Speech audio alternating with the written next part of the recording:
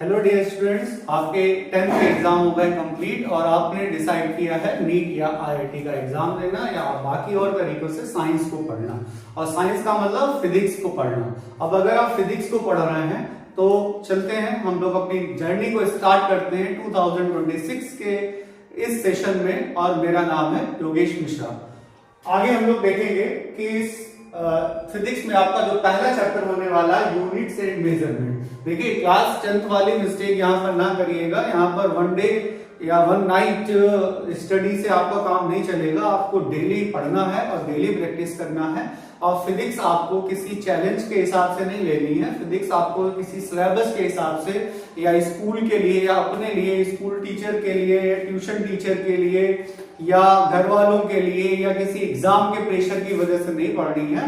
आपको फिजिक्स पढ़नी है अपने लिए, सीखने के लिए। क्योंकि फिजिक्स दुनिया का सबसे बेहतरीन सब्जेक्ट है, सबसे सुंदर सब्जेक्ट है। आप देखिए कि अगर आपको ग्रेविटी के बारे में पता करना है, जैसे कूद जाओ तो हमें पता चलेगी ग्रेविटी किस वजह से तुम हवा में ऊपर से नीचे गिरे आके। आपको करंट पता करना हो तो आप चलते हुए तार को पकड़ लो, खुद पता तो चलने लगेगा। मैग्नेट आप छू के पता कर सकते हैं। तो फिजिक्स यानी कि साइंस की वो ब्रांच जो हम फील करते हैं, जो हम एक्चुअली अपनी आंखों से देख रहे होते हैं, ठीक है, जो एक्सपीरियंस कर रहे होते हैं। तो काफी ब्यूटीफुल सब्जेक्ट है ये, लेकिन उतना ही टेक्निकल। क्लास 11th में याद रखना, क्लास 12 से ज्यादा टेक्निकल आपको लगेगा क्योंकि 10th में आप एक दूसरा सब्जेक्ट पढ़ के आए हैं। थोड़ी सी फिजिक्स आप पढ़ के आए हैं, इसलिए यहां पर आपको टफ लग सकता है। तो हम लोग अपने पहले टॉपिक की तरफ चलते हैं। तो हमारा पहला टॉपिक रहेगा फिजिकल क्वांटिटी। ठीक है, हमारा पहला टॉपिक है physical quantity.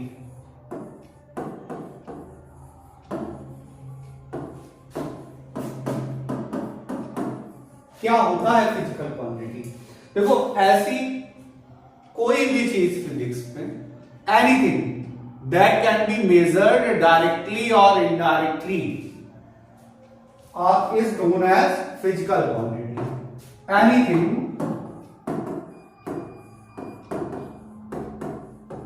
that can be measured directly or indirectly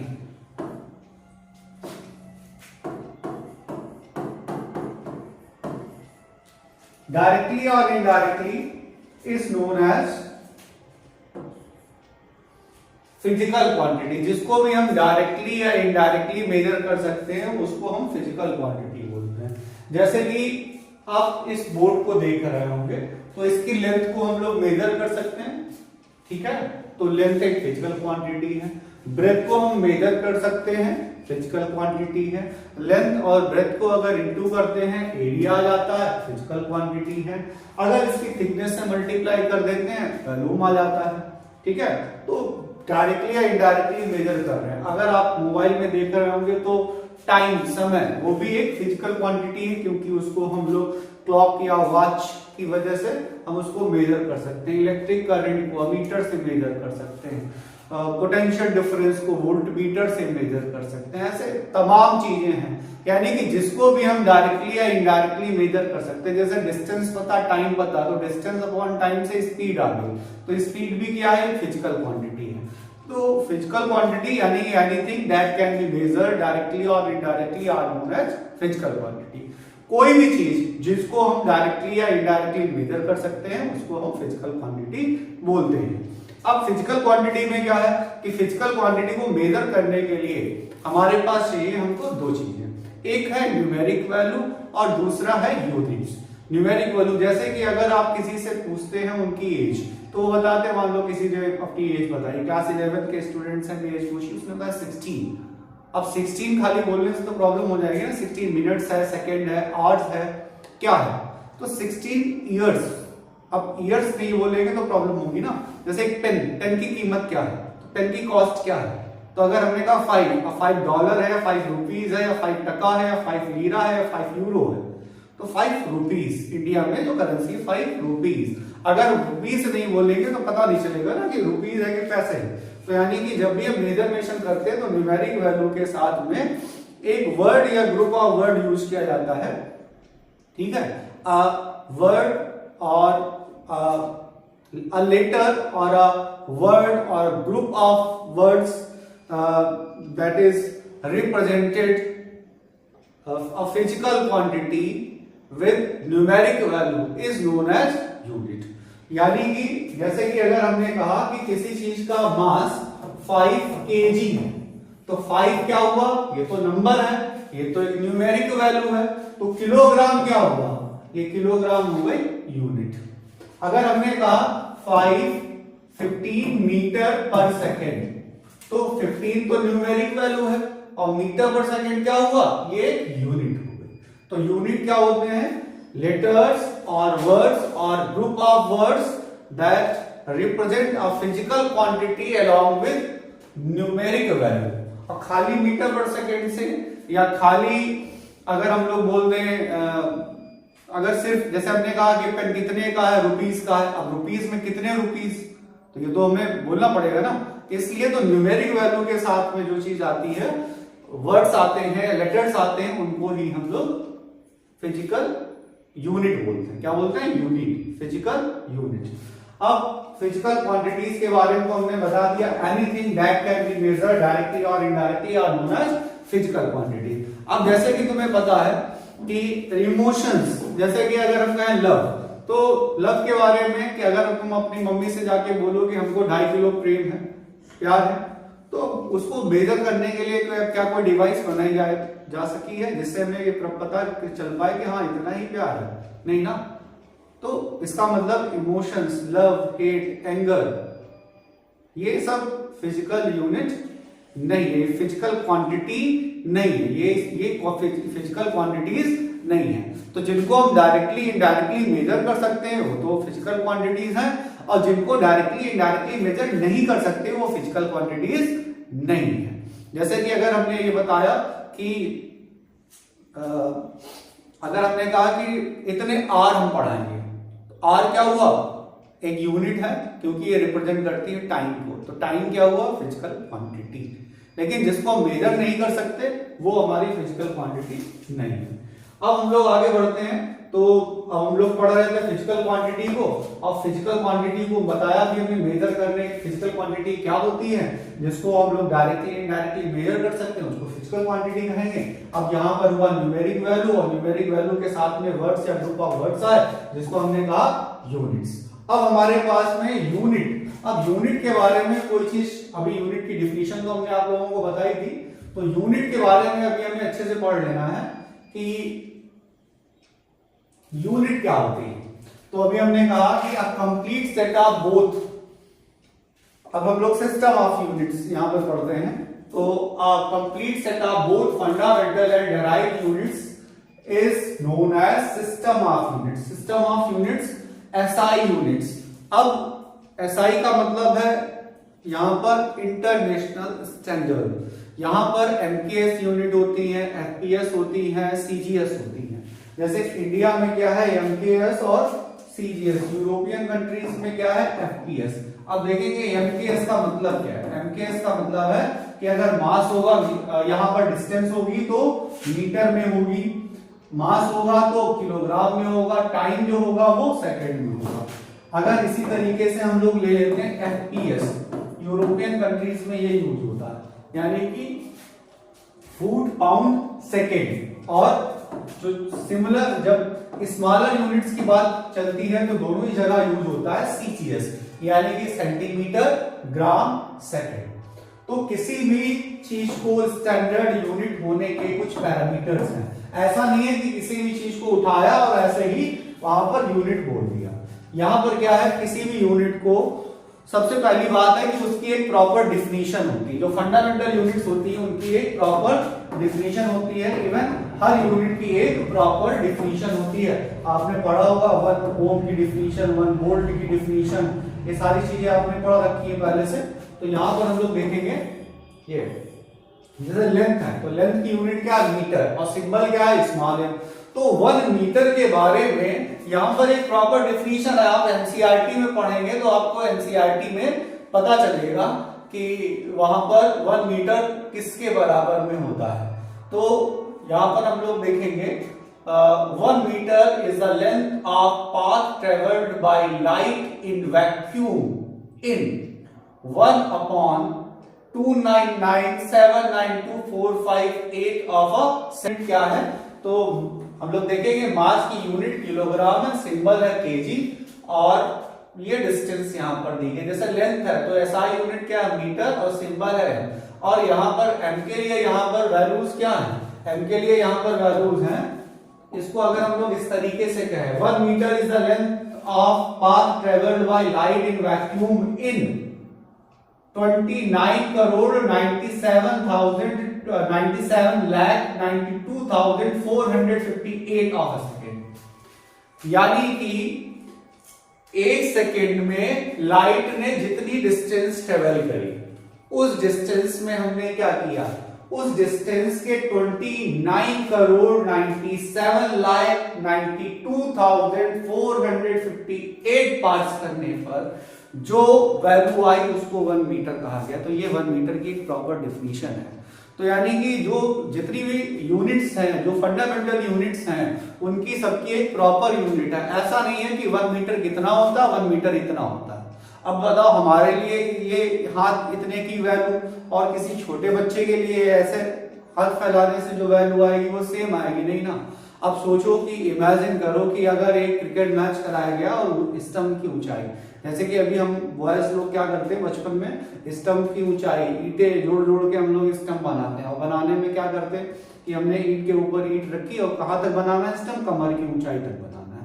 अब सोचो कि अगर सचिन तेंदुलकर का और क्रिस गेल का या पोलार्ड का मैच हो रहा हो आपस में, तो जब पोलार्ड खड़े होंगे तो स्टंप की ऊंचाई इतनी, और सचिन तेंदुलकर खड़े होंगे तब ऊंचाई स्टंप की इतनी, तो प्रॉब्लम हो जाएगी ना, दोनों के लिए सेम वैल्यू नहीं रहेगी।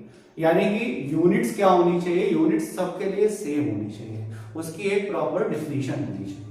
दूसरा क्या है, ये जैसे जितनी भी चीजें हैं, length, mass, time, electric current, temperature, amount of substance, luminous intensity, ये हमारे फंडामेंटल यूनिट्स कहे जाते हैं, क्योंकि इनको निकालने के पीछे कोई ना कोई कभी कहानी रही, और यहाँ पर इनके लिए क्या है कि इनकी जो वैल्यूज है वो बिल्कुल फिक्स हैं।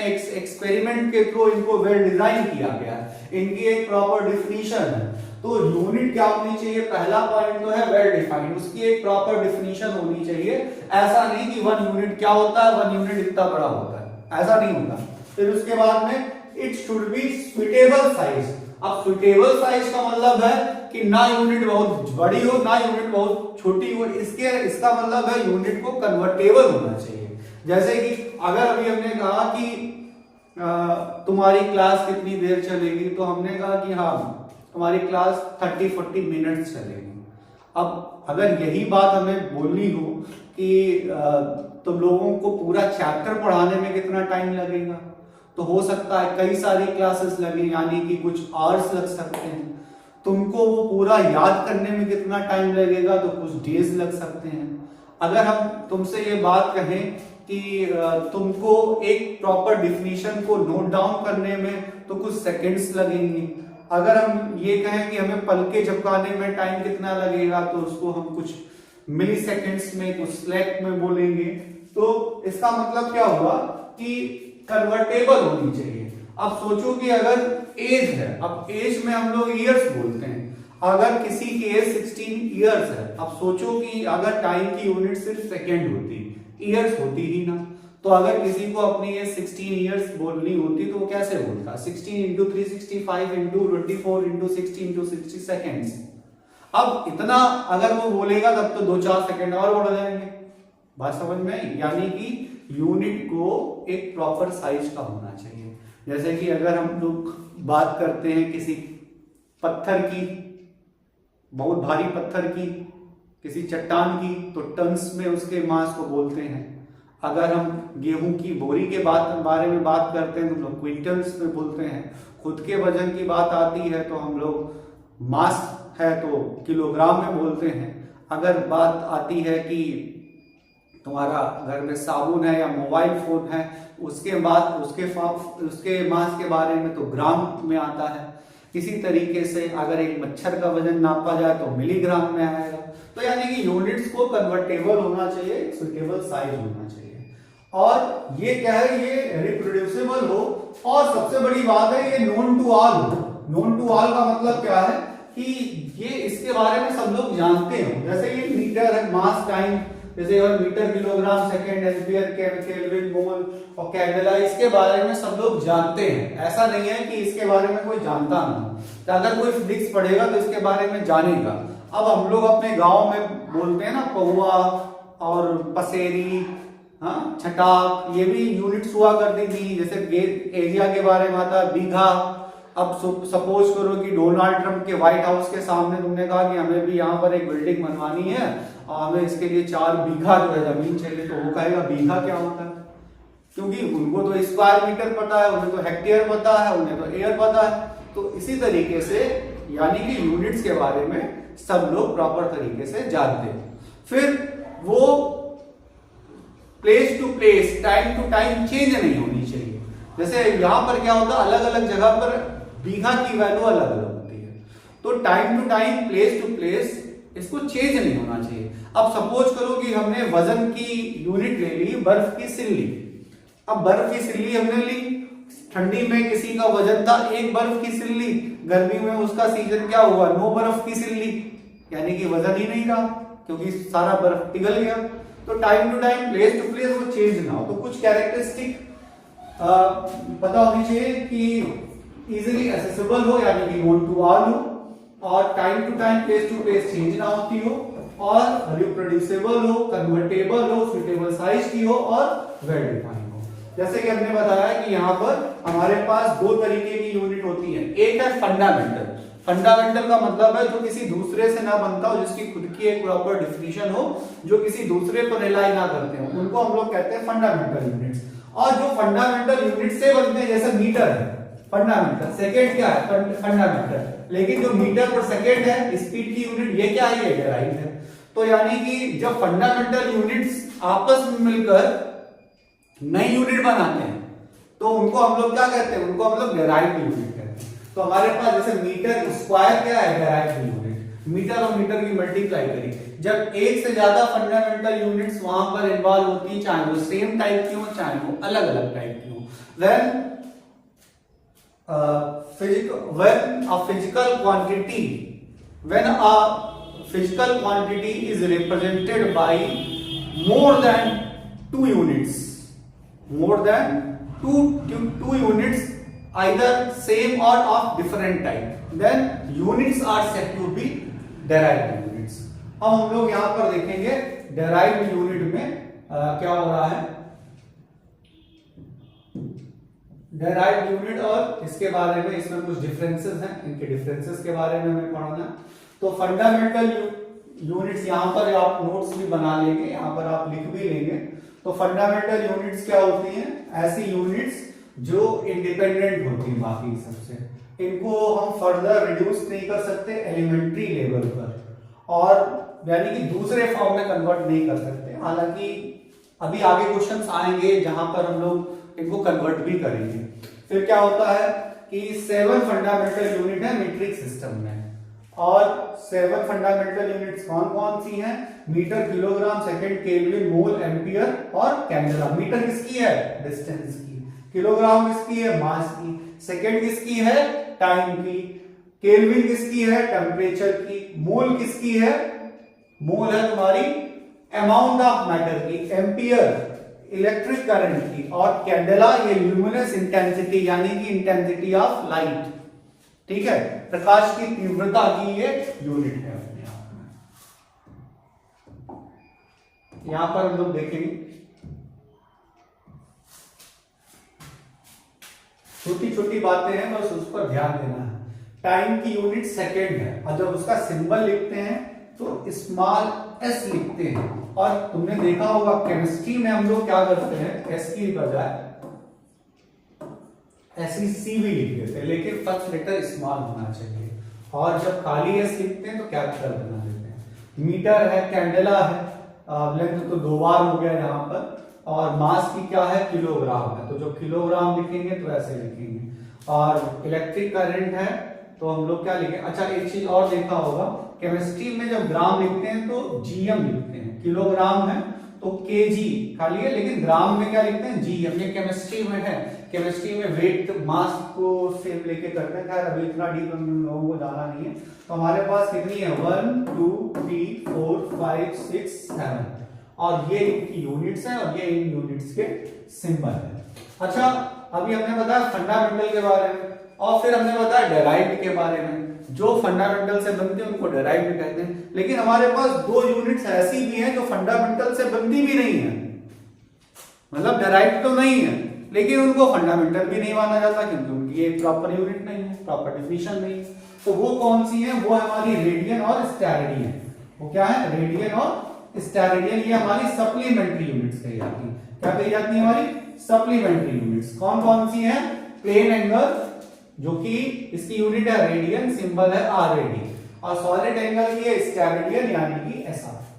ठीक है, अब जैसे हमने बताया कि यूनिट जो है वो रिप्रोड्यूसेबल होनी चाहिए। अगर यूनिट रिप्रोड्यूसेबल नहीं होगी तो क्या होगा कि आप सोचो साइज ऑफ प्रोटॉन बताना होगा तो हमें बहुत छोटी वैल्यू चाहिए, और अगर हमें साइज ऑफ गैलेक्सी बताना है तो बहुत बड़ी वैल्यू चाहिए, अगर इलेक्ट्रॉन का मास बताना है तो बहुत छोटी वैल्यू चाहिए, अगर हमें खुद का मास बताना है या किसी और माउंटेन रॉक का मास बताना है तो हमें बहुत ज्यादा वैल्यू चाहिए। इसलिए रिप्रोड्यूसेबल तो इसको होना ही चाहिए। उसके बाद हम लोग आगे बढ़ते हैं, तो जब इसको रिप्रोड्यूस कर रहे होते हैं तो ये एक बहुत इंटरेस्टिंग पॉइंट है, इसको यहां पर हम लोग अच्छे से पढ़ेंगे। देखो ये मीट्रिक सिस्टम में क्या है, यहां पर होता है हमारा, यहां पर हम लोग लिख सकते हैं, ये हो सकता है हमारा मीटर या सेकंड हो सकता है, या हमारा यहां पर ग्राम हो सकता है। अच्छा अब जब वैल्यूज कम है तो कौन सी, तो एक टेबल बनानी है आपको, deci centi milli micro nano pico femto atto zepto yocto ronto और क्विंटो, ये वैल्यूज है। अब यहां पर क्या करना है, आपको छोटा सा तरीका बताते हैं। ये तो 10 की पावर 0 में है, पहले चलेंगे हम लोग 1 2 3, फिर 3 3 का डिफरेंस रहेगा, यानी कि अब देखो जब वैल्यू छोटी है, जैसे आपको पता है ना डेसी सेंटी मिली माइक्रो सब क्या है, वैल्यू छोटी है। जब वैल्यू छोटी है तो हम लोग क्या करेंगे, 10 की पावर -1, तो हम लोग क्या करेंगे 10 की पावर -1 -2 -3। अब क्या हुआ 3 3 का डिफरेंस, यानी कि 10 की पावर -6, माइक्रो में क्या हुआ 10 की पावर -6, नैनो में क्या हुआ 10 की पावर -9, पीक उसमें नैनो के बाद में पीको में क्या हुआ 10 की पावर -12, फेम्टो में क्या हुआ 10 की पावर -15, 10 की पावर -15, और उसके बाद में एक्टो में क्या हुआ 10 की पावर -15, एक्टो के बाद जेप्टो 10 की पावर -21, योक्टो का मतलब 10 की पावर -24, रोल्टो का मतलब 10 की पावर -27, और क्विंटो का मतलब क्या हुआ 10 की पावर -30। इसी तरीके से हम लोग नीचे की तरफ जब आएंगे तो प्लस में आएंगे, जैसे डेका DACA है, डेका में क्या होता है 10 की पावर 1। अब क्या होता है फिर डेका के बाद हेक्टा, तो हेक्टा में हम लोगों ने पढ़ा 10 की पावर 2, किलो 10 की power 3, mega giga tera PETA. ये तो आपने देखा होगा ना कि कंप्यूटर हम लोग फाइल्स वगैरह देखते हैं ना, तो पहले होती थी केबी में, फिर एमबी में, फिर जीबी में, टीबी में, फिर अब पीवी में आई, ईवी में आई, इस तरीके से जो स्टोरेज है। तो इसी तरीके से hecto kilo mega giga tera peta exa zetta yotta ronna और क्विटा। बस ये देखिए वही टर्मिनोलॉजी है, बस इसमें ए है और इसमें क्या है ओ, यहाँ पर हेक्टा है। ठीक है, तो याद रखना यहाँ पर ओ रहेगा और यहाँ पर क्या रहेगा ए रहेगा, वही वैल्यूज हैं। यानी कि पहले 10 की पावर 1 2 3 और उसके बाद में क्या हुआ 3 3 का डिफरेंस चल रहा है। अब यहाँ पर कन्वर्जन आपको बताते हैं, जैसे कि अगर आपसे किसी ने कह दिया कि 1 किलोग्राम को कन्वर्ट करना है 1 मिलीग्राम में, 1 किलोग्राम को मिलीग्राम में कन्वर्ट करना कैसे करेंगे, तो अब देखेंगे किलोग्राम जिसको कन्वर्ट करना है उसकी वैल्यू को देखो। अब उसकी वैल्यू को देखें, किलोग्राम का मतलब 10 की पावर कितनी आई 3 अपॉन में किसमें कन्वर्ट करना है मिलीग्राम में, तो 10 की पावर क्या हो गई -3। सॉल्व करने पर कितना आ गया 10 की पावर 6 आ गया। जैसे कि अगर हमसे पता करना हो कि 1 फेम्टोमीटर में कितने किलोमीटर होंगे, फेम्टोमीटर को किलोमीटर में कन्वर्ट करना है। अब फेम्टो का मतलब क्या होता है, फेम्टो का मतलब होता है 10 की पावर 15 और किलोमीटर का मतलब क्या होता है 10 की पावर 3, यानी कि 10 की पावर कितना आ गया 10 की पावर आ गया -18। सॉल्व करने पर क्या है 10 की पावर -18। याद रखना ये टेबल आपको याद करनी है, अपने टेबल बना लेनी है इस वीडियो को देख के, और तरीका आपको याद रखना। तरीका यहाँ पर क्या है, जिसको कन्वर्ट करना है उसकी वैल्यू ऊपर, जिसमें कन्वर्ट करना, जिसमें आंसर लाना उसकी वैल्यू नीचे। को में को ऊपर है, में नीचे है, ठीक है। जिसको कन्वर्ट करना है वो ऊपर रहेगा, जिसमें कन्वर्ट करना है वो नीचे रहेगा। तो ये तो हुआ हमारा यूनिट का कन्वर्जन, ठीक है। फिजिकल क्वांटिटी की डिफिनीशन भी हम लोगों ने पढ़ ली थी, और देखते हैं फाइल्स में, तो चलते हैं। तो फिजिकल क्वांटिटी में एक छोटा सा वीडियो है ये, तो इस छोटे से वीडियो को हमने डाला है। अभी हम लोग पढ़ेंगे यहाँ पर फिजिकल क्वांटिटीज में डायमेंशन के बारे में। हालांकि एरर डिलीटेड है, लेकिन कंपटीशन में एरर आता है, इसलिए हम आपको एरर भी पढ़ाएंगे, हम सिग्निफिकेंट फिगर्स भी पढ़ाएंगे।